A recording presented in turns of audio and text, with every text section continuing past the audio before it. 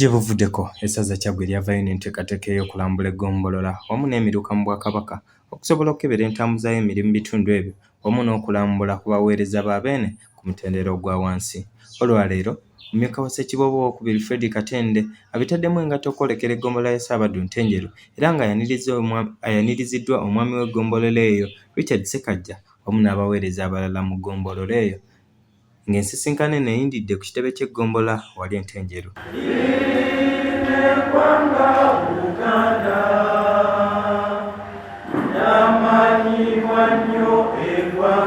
Ono atandikidde mu kukebera mirimu nga bw'eri enkola n'ekigendererwa ekyokulaba nga basitula omutindo gw'obuweereza mu ssaza era asinzidde wano n'akubiriza abaami b'amagombolola okugabana obuweereza beewala enkola y'okubutambuliza mu kikapu kubanga bino bisudde Obwakabaka mu ntata. Ab'ebitongole ku butongole we muli muyimukeeko mulukaku okuyimuka ekizana exercise kya funyeeko obutongole omu babiri basatu bana abatongole abatuufu be bali wabusooke bayimirire nga bagende n'abagenyaabo kubanga Oluganda kulya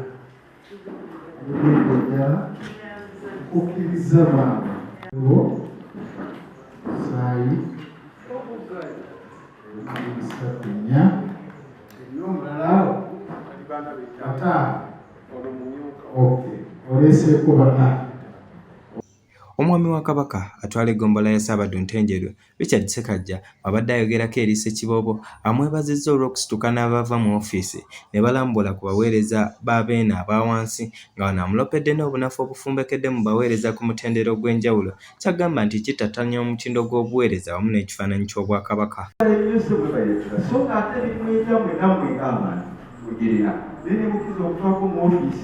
Uyigireyo munda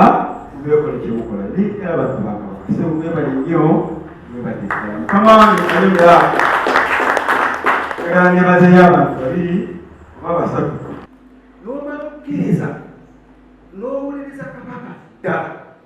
kabaka byeyeetaaga tukole n'obikwata n'obikola weewunya engeri gy'ogendamu mu maaso kababuulire basebe tebanyawo n'omala okukkiriza n'okola obutaweera n'okola obutaweera bw'otuuse mwanyeeze n'ozinoga amazzi azitwala si gwazitwala bw'osima akabuyonjo bw'ofuna akatandaalo bw'okkiriza n'oweerera abaana kakabaka omuwuliriza n'oweerera abaana bo oweera ayakaganyibwamu mulina kyemufiibwa kwekuweereza kabaka nga tomuweerereza ddala mukkiriza abantu abali wanoba w'amagezi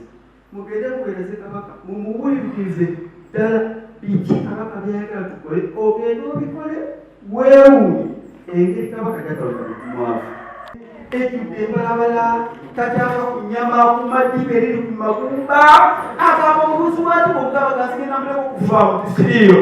oli okulwokuna gyakajako obulwadde kale ku mandi neganakyo takkiriza kulambula wuwe era olabirira kulimutubakunda tuweereza kabaka bwesinga okubanga buweereza kabaka mukkiriza abantu mmwe tuweerereze ddala kabaka n'omutima gumu ate olyokemutegeere gutya kabaka wasusuumulembe. Ssekiboobo mu kwogerako eri abantu ba Beene abasabye okwongera enkwatagana mu buweereza olwo baleme okumenyeka n'emirimu ate beewale n'okutunda ebintu by'Obwakabaka nga muno mweyebalize abo bonna abakoze ekisoboka okulaba ng'ettaka wamu n'ebintu bya Beene bikuumibwa obutiribiri.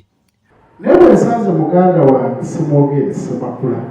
tetuli bagaffe amanya agaffe geego era kubanga naye muweereza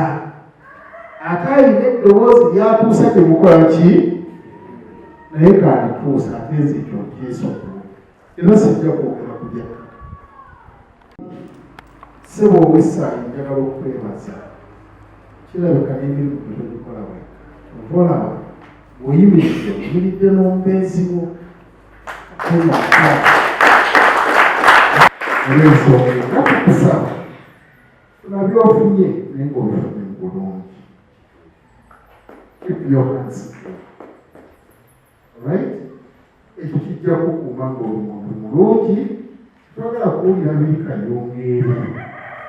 kubanga tuwulira amannya agali ekayonga ne gatumalamu ki amaanyi oli n'atuuka okugamba nti if you ask agira ati kulapa amanyiddwa ku bisinze obungi akagambo state house akagambo poliisi bifuuse ekizibu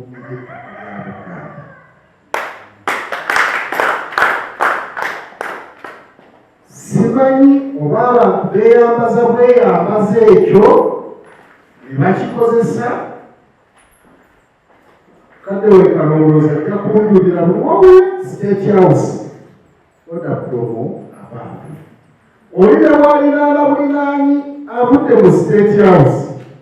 akozesa ekyo okujjukukangatikanga state house ne poliisi woofiisi ziriwo okuweereza ffe bantu era zaateekebwawo kutulambika ku butuufu bw'ensonga nga bwe zirina kukola ki tezaateekawo kukoya mayuuni nga Nnalunga bwe yakakola ki mu bitundu ebimu ensonga y'ettaka eya Buganda bw'egenda mu woofiisi ya OC eyo terigguka era ogenda okuwulira nga baga nti wali bansazeesazeewo naye OC ayinako kapoloti newankubadde yakakwesa emmanya ga Ssemakula naye neepaka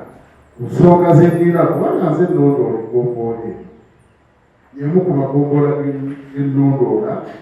agasikibwamu ensonga eyo ssebo badde sinnafuna lipooti yonna eva gy'oli ekuyimpuliketi. Omwami wa Kabaka era aliko enteekateeka z'ayanjulidde abantu bano abeetabye mu nsisinkano eno eziteekebwateekebwa ku ssaza ng'abasabye okuzijjumbira omubadde ne Kyaggwedde.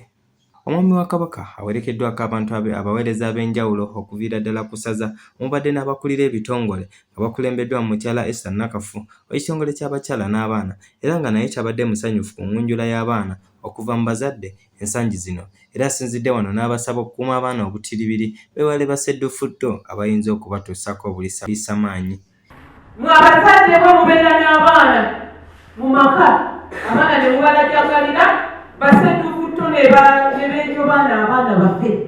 oluvaawo okugenda kuloopa sseddufutto najja eno n'akuwa emitwalo 5 omusango n'oguzikiza omwana gwe paka abasanyiza obulamu bw'oba obulowoozezaawo. Mwe abazadde tubiwulira tubiraba naye lwakubanga mu Buganda kitobeera kyokolaba tukolagana nnyo n'abapoliisi abateekesa amateeka mu nkola tugenda kubasiba. Ffe mu ssaza ly'e Kyaggwe tukolagana n'ekitongole ekya Rescue One More tulondoola abo abaana be batuuza mu mbuga ya Sitaani nga bakyali bato ekitongole ekyo kituyambako ne tujja ne tufuna evidensi tubakwata ne tubagalira ne tuweeremba nammwe naye biva waka atya n'omufulumya mu nyumba ekiro abaana ne basula ebweru. Waliwo akawundi kano akatrendinga kati ku TikTok obwana busatu babulabe nga butuuse ku ssomero leeti obwana bukaaba abaana buto titaata yagobye maama mu nyumba ekiro nejjambiya era twasuze bweru abaana ne bagamba tutuuse ku ssomero leeti. Stuart Katende, The Straight Update. Don't forget to subscribe, like and comment.